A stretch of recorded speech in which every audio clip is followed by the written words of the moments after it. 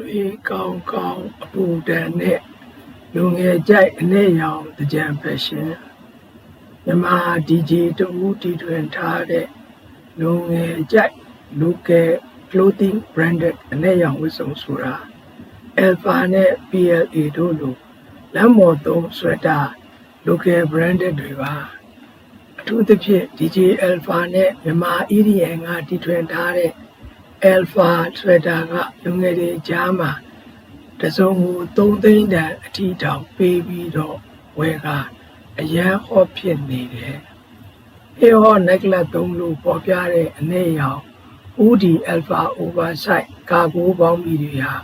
ရန်ကုန်လူငယ်တွေထဲမှာအထူးကြော်ကြားနေပါတယ်။ DJ Alpha အနေရောင်နဲ့ T-shirt ကို online ကျင်းလိုက်ဝတ်လာကြတာ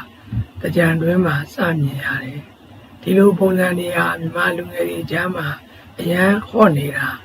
နမိတ်တစ်ခုလိုပါပဲအဓိကဖြစ်တော့ဦးရီအနေရောင် oversize ကြီးတွေကို night club ကိုသွားတဲ့အချိန် night life ဇေယျအနေနဲ့နေ့ကင်းဘက်မှာတုံးဝင်လာကြတာပါ DJ တီထွင်ထားတဲ့ Alpha sweater အနေရောင်ကမြန်မာလူငယ်တွေကြားမှာအနေရောင်ဝမ်းဆက်ဝတ်စုံနေနဲ့online ကျင်းလိုက်ဝတ်ကြတာဒီတကြံမှာတွေ့ရပါတယ်အထူးသဖြင့်ဦးချိန်45 ဒီဂရီ Celsius မှာတကြံကာလာတွင်ရေဆိုနေပေမဲ့သက်ဆိုင်ရာကျန်းမာရေးကျွမ်းကျင်သူတွေအဆိုရတော့အယောင်ရင်းနေအနဲ့ရောင်တွေဟာလူကိုပို့ပြီးတော့ခန္ဓာကိုယ်အပူရှက်နိုင်ပါတယ်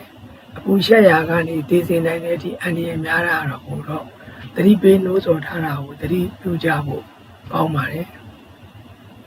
နောက်တစ်နည်းကတကြံကာလာသည်မင်္ဂလာရှိသောနှစ်တကူကာလမို့မြန်မာတို့မကြိုက်သောအနဲ့ရောင်နဲ့မသင့်တော်တဲ့ပွဲတော်လည်းဖြစ်နေပါတယ်အနေရောင်မြန်မာတို့ကအမင်္ဂလာအခမ်းအနားများမှာဝတ်ဆင်ကြပါတယ်အင်္ဂလိပ်တို့ကတော့အတုပအခမ်းအနားများမှာဝတ်ဆင်ကြတယ်ညသာစားပွဲများမှာလည်းဝတ်ကြတယ်ရေးအချက်ကိုယနေ့ DJ လူငယ်များ European culture Western culture အနေနဲ့အတူကိုမားနေသလားလို့ထင်ရပါတယ်အနေရောင်ဆိုတာတမန်အရောင်တစ်ခုမဟုတ်ပါဘူး၎င်းဟာလျှို့ဝှက်ချက်တွေအာဏာတွေ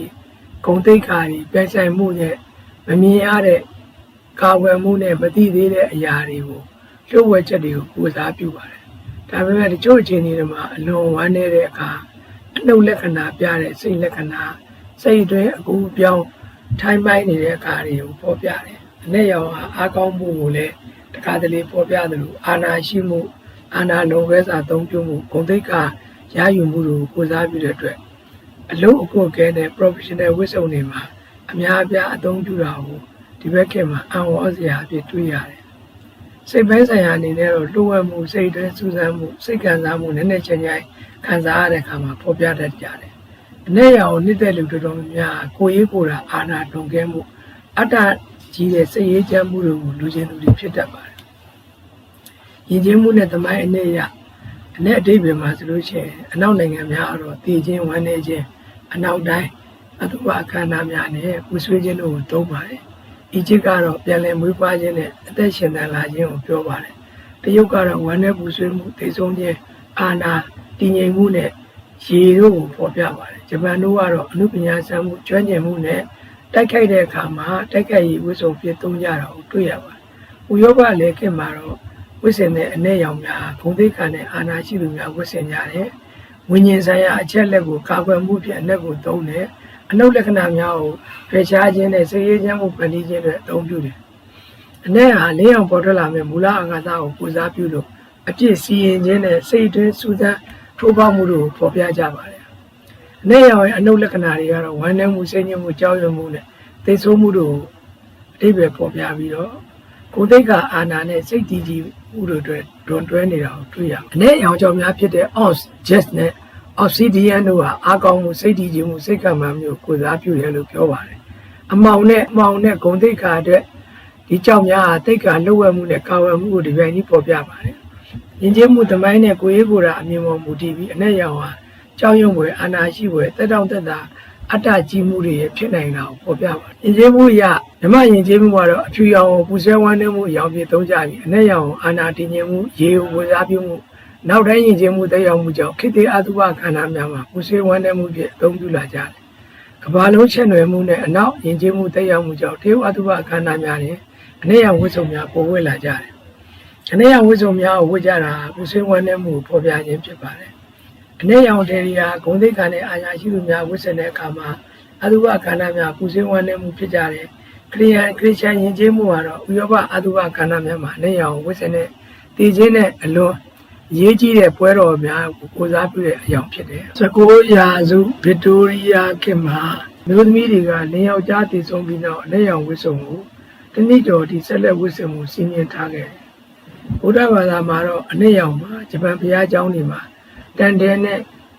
ရှင်ဗုဒ္ဓဘာသာပဲဘာသာပေါင်းစုံမှာအနေရောင်ဝတ်စုံကိုလောကီဆန္ဒများမှကင်းကွာသွားခြင်းလောကီဆန္ဒများမှဆန္ဒများကုံဆုံးသွားခြင်းစိတ်ရေးချမ်းသာများကိုကိုစားပြုတဲ့ဝတ်ကြတယ်တရုတ်နဲ့ဒီဘက်ဘုရားကျောင်းများတော့အနီရောင်ဝါရောင်အသုံးများတော့လေအနေရောင်တချို့အခမ်းအနားများမှာအသုံးပြုနေစေဖြစ်တယ်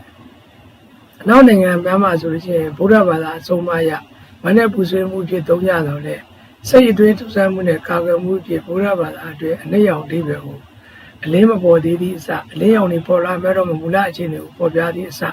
မကောင်းမှုများကိုလေ့လာဖို့စိတ်ခံစားမှုနည်းနည်းချိုင်ချိုင်ကိုပေါ်ထုတ်ဖို့အနုလက္ခဏာကိုပေါ်ပြတဲ့အကြောင်းဖြစ်သုံးကြပါတယ်အနေရောင်ဝတ်စုံဟာအပူချိန်လွန်ခဲ့တဲ့ကာလအပူချိန်လွန်ခဲ့တဲ့နိုင်ငံရာသီဥတုအပူချိန်လွန်ခဲ့တဲ့ဒေသတွေမှာအပူချိန်နဲ့အလင်းကိုစုပ်ယူနိုင်တဲ့စွမ်းအားကြောင့်ဝတ်ဆင်ထားတဲ့လူဟာအပူလွန်ခဲ့တဲ့ဝေဒနာနဲ့အပူရှက်ခြင်းအပူကြောင့်ဦးနှောက်သွေးကြောပြတ်တည်ခြင်းတို့ဖြစ်ပါတယ်။စေပညာအမြင်ရတော့အနေရောင်ဝတ်စုံကိုအပူလွန်ခဲ့တဲ့အချိန်မှာတတိထားသုံးဝတ်ဆင်သင့်ပြီးအတွက်အရေးကြီးသည်ဖြစ်ပါတယ်။အပူလွန်ခဲ့ခြင်းအပူရှက်ခြင်းအပူလွန်ခဲ့ခြင်းကြောင့်ဖြစ်လာတဲ့အစိတ်တောင်များကိုအနေရောင်ဝတ်စုံကပေးနိုင်ပါတယ်။စိတ်နဲ့ကိုယ်အကျိုးဆက်အလွန်အပူလွန်ခဲ့ခြင်းကြောင့်စိတ်ပင်ပန်းမှုစောင့်ဆောင်ရကြခြင်းမှုစိတ်အာရုံလျော့နေမှုဖြစ်နိုင်တယ်။အနေရောင်တဲ့ရဲ့အလင်းဆုပ်ယူမှုအပူဆုပ်ယူမှုကြောင့်ခန္ဓာကိုယ်အပူချိန်အလွန်တက်ပြီးခန္ဓာကိုယ်ရေဓာတ်ဆုံးရှုံးမှုနဲ့စိတ်ကြောင်ကြဖြစ်ကမထိနိုင်ခြင်းတွေများကြောင့်ဖြစ်တယ်။အပူကြောင့်လူဟာဖြော့တော်သွားတယ်ချွေးတွေဓာတ်အထွက်ပြီးရေဓာတ်လျော့နေမယ်။ခန္ဓာကိုယ်အပူတက်ခြင်းကြောင့်နှလုံးရောဂါခံရှိသူများနှလုံးရုပ်တရက်ရသေဆုံးနိုင်တယ်။မိမိခန္ဓာကိုယ်ကကြောက်ကကအပူဆွတ်ထုတ်ရတဲ့အတွက်အလုပ်ပို့လို့ရတယ်။အပူကြောင့်ခန္ဓာကိုယ်နဲ့စွမ်းဆောင်ရည်ကျခြင်းနဲ့ဘူးဝေခြင်းအော့အန်ခြင်းနှလုံးရုပ်တရက်ထိခိုက်ခြင်းဦးနှောက်သွေးကြောပြတ်ခြင်းတို့နဲ့ရုပ်တရက်သေဆုံးတတ်ပါတယ်။ကျမကြီးဝိညာဉ်တနာနွေရသည့်အပူရန်ကာကွယ်လှုပ်ဆော်ရေးအရာရေနဲ့ဓာတ်စားများများတောက်ရန်နေပူတဲ့အတွက်ရင်အုတ်ထုတ်ထိဆောက်ရန်ခြေရပေါ်ပါသည့်အဝတ်စားအင်ကြီးလက်ရှိဝတ်ရန်အင်းမြတဲ့နေရာနဲ့နားရန်အရက်နဲ့ကဖိန်းတက်ပါတဲ့ကော်ဖီလက်ဖက်ရည်များကိုရှော့တောက်ရန်ရှောင်ရန်အပူရှက်ခြင်းကြွတဲ့ခြင်းမုန်းမေ့ခြင်းတို့ဖြစ်ပါကအင်းမြသောနေရာသို့ရွှေ့ပြီးလိုအပ်ပါကကျမကြီးဌာနသို့ချစ်ချင်းပြသကြပါလို့နိုင်ငံသားအသိပညာများကိုဝေမျှကူညီရှင်းပေးကြပါတယ်။ဒီဆောင်းပါးကိုနှစ်သက်တဲ့သူများဆိုရင်ဒီဆောင်းပါးကိုအခြားမသိသေးသောမြန်မာနိုင်ငံသူမျိုးနိုင်ငံသားအားလုံးကိုသိရှိနိုင်အောင်ကူညီပြီးဝေမျှရှင်းပေးကြဖို့နှိုးဆော်အပ်ပါတယ်။အားလုံးကိုကျေးဇူးတင်ပါတယ်။ဒီဆောင်းပါးကိုဇာမီစံမောင်တင်ဆက်သွားတာဖြစ်ပါတယ်။ဇင်မီမာသတင်းနဲ့နိုင်ငံသားလုံခြုံရေးပညာပေးအဖွဲ့